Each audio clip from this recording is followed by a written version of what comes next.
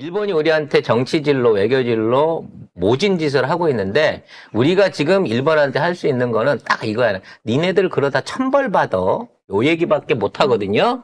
자, 노토 지진 이후에 복구가 안 되고 있는 상황이 심각하다고 합니다. 이 뉴스부터 정리할게요. 일본 노토반도에서 지난달 1일 규모 7.6의 강진이 발생한 이후 반도 서부에 있는 시카 원전 인근 방호시설 중 약 29%에서 이상이 확인됐습니다. 교도통신 보도에 따르면 노토반도 시카 원전을 중심으로 반경 30km 이내에 있는 방사선 방호시설이 21곳이 있는데 이 중 6곳에서 손상이 발생했고요. 그중 2곳은 사용할 수가 없어서 폐쇄됐습니다. 원전에 아무 이상 없다 그랬잖아요. 네. 하루 만에 문제 없다고 얘기했었잖아, 지들이. 아니 기름이 둥둥 떠 있는데 어. 이상 없다며. 바다에 기름이 나와가지고 뭐, 그게 부서져가지고 기름이 바다에 떠 있던 있는데. 기름 500ml라 그랬지. 아유, 1리터도 안 되고. 진짜. 그걸 건져냈다잖아. 네. 그냥 아무 문제 없었다잖아.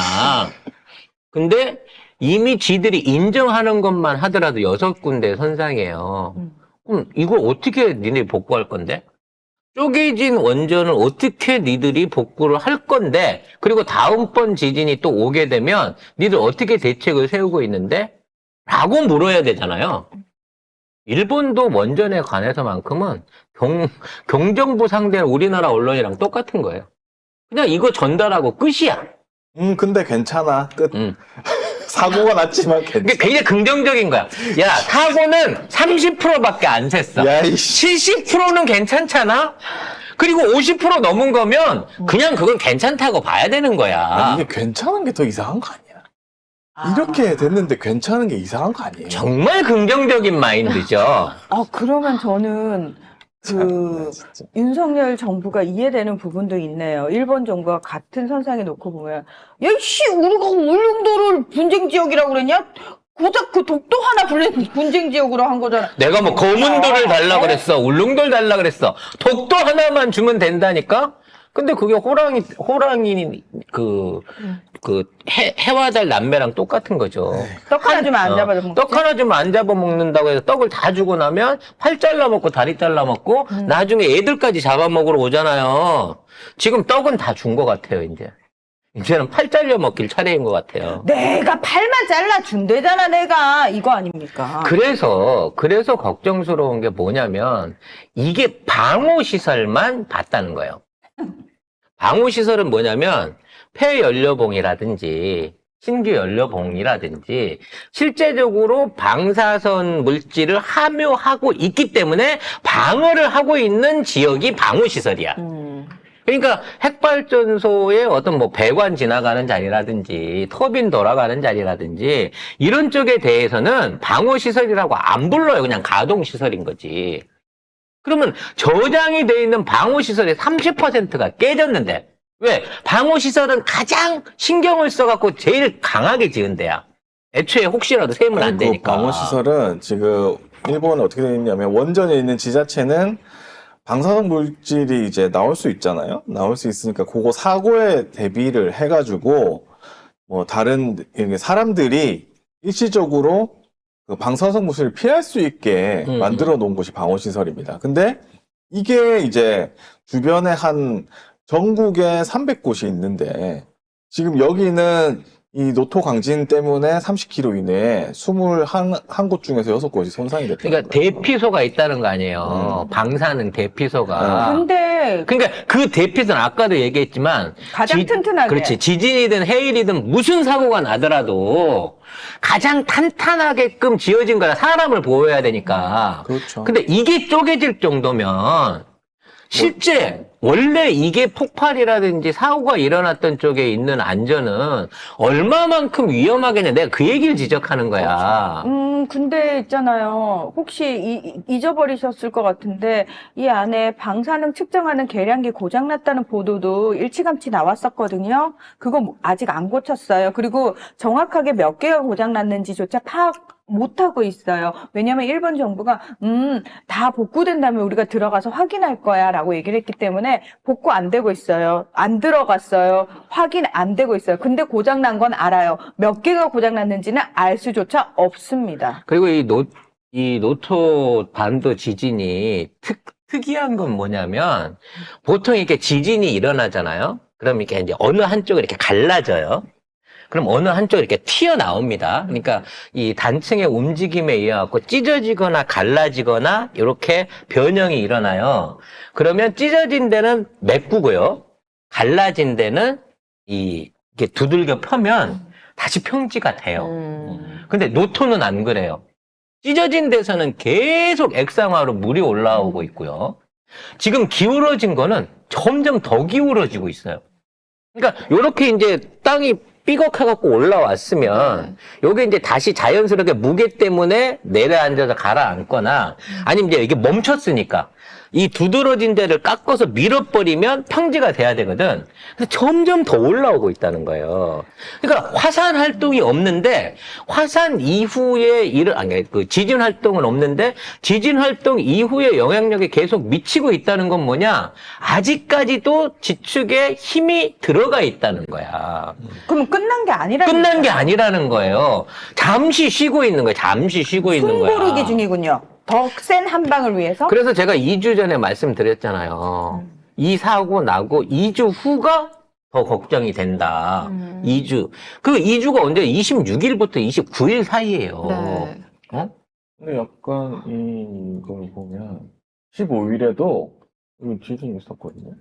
여진이 사실 노토반도에서 강진이 있고 나서 여진이 상상을 초월할 정도로 왔었어요. 근데 그 여진이라고 하는 게 애초에 저 지역이 지진 안전지대라고 지들이 일본을 믿고 있는 지역이에요. 그래서 저기 핵발전소를 다 저기다 몰아놓은 거거든.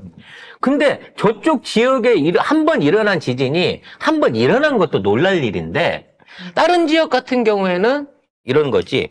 이게 원래 이게 유연성이 있어갖고 한 번 이렇게 접어졌다가도 잘 펴졌어.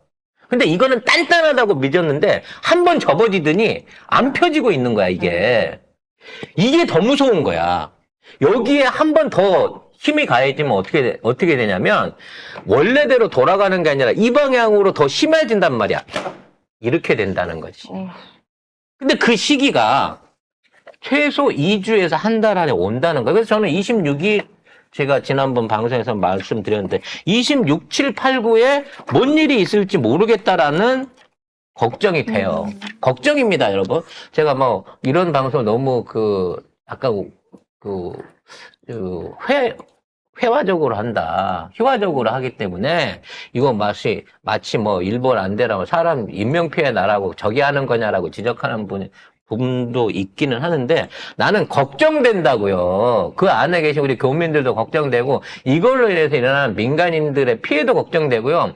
여기에서 진짜 원자력 발전소 9기, 10기씩 있는 이런 쪽이 한꺼번에 괴멸적인 피해를 입어갖고 저기가 바다에 침수되거나 후쿠시마 같은 폭발 사고가 또 일어난다고 하면 저기서부터 부산 앞바다까지는 그냥 한 방에 가는 거예요.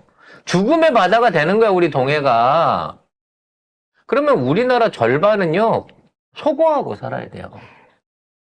지금 저쪽 바다가 오염이 된다 그러면 저 바다에서 최소 100km 안에는 해변가에는 사람이 못 살아요. 대한민국 영토의 4분의 1이 감염될 수 있다니까? 저는 그런 생각이 들었어요. 왜?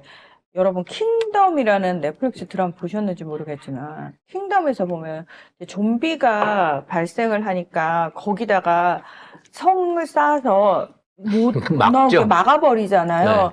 저는 그걸 보는 순간 계속 혹여라도 일본에서 저런 사고가 발생을 했을 때 우리나라의 일정 부분 지역도 마치 저런 식으로 담을 쌓아야 되는 게 아닌가, 그런 상황이 벌어지지 않을까. 그러니까 말 그대로 죽음의 땅이 되는 거죠, 그 지역은. 사실 저거 한 방으로 동아시아의 모든 경제와 어떤 생태 환경은 그냥 한 방에 무너진, 보기만 해도 끔찍하다, 야, 씨. 너무 많은데? 뭘 저렇게 많이 줘? 아니, 여기가 시카 원전이거든요. 이거 사고가 나가지고 여기 네. 뭐 기름 나오고 막 핵연료 나오고 했다는. 근데 여기가 바로 앞에서 지진이 났어요. 그러니까 저 지진이 조금 말씀을 드리자면 지금 단층이 이렇게 연결이 돼 있어요. 이렇게 연결이 돼 있는데 그동안에 이쪽 지역에서 주로 지진이 나다가 여기에서 처음 났거든. 네. 근데 이 지진이 여진이 지금 이렇게 가고 있어요. 위쪽으로 올라가고 있다고. 그래서 저 지진이 계속 유지가 된다고 치면 저 앞바다에서 북해도 쪽으로 올라가는 쪽에 앞바다 또는 내륙에서 한 번 더 강한 지진이 일어날 가능성이 매우 높다는 거고, 그렇게 되면 노토반도는 완전 폐허가 될 것이지만 그 지진의 사이즈에 의해서 쓰나미도 일어날 수 있어요. 그렇지. 그러면 그게 똑같은 후쿠시마 사태를 만들어낼 거라는 겁니다. 저는 그런 일이 일어나길 바라지 않습니다. 만일 그런 일이 일어난다고 했을 때 우리 정부의 대응은 무엇일까? 국제사회의 대응은 무엇일까? 전 세계가 힘을 모아갖고 일본을 구하기 위해서 또는 이 오염을 방지하기 위해서 인력과 사람들을 막 투자를 해줄까? 저는 그렇게 생각해요. 잘 됐다. 이 경제적으로 큰 경쟁자 하나 없어지네. 라는 차원에서 그래, 잘 망했다. 너는 없는 게 우리 국익에 이득이 돼. 라고 생각할 국가들이 사실 훨씬 더 많다는 거죠. 만약 이런 사태가 생겨나면. 아마도 우크라이나 사태처럼 유일하게 일본을 구하겠다고 달려가는 나라는 윤석열 정부밖에 없을 거다라는 생각이 들고요. 그건 우리나라는 아니잖아요. 그 정부가 있다면. 그런 정부가 있다고 그때까지 하면. 그런 윤석열 정부가 정부는 우리나라는 아니니까요. 네, 아무튼 이런 사태가 안 일어나길 바라겠습니다만 그럴 조짐이 지속적으로 보이고 있다는 겁니다. 네. 앞으로 3일 주말이 많이 걱정이 되네요.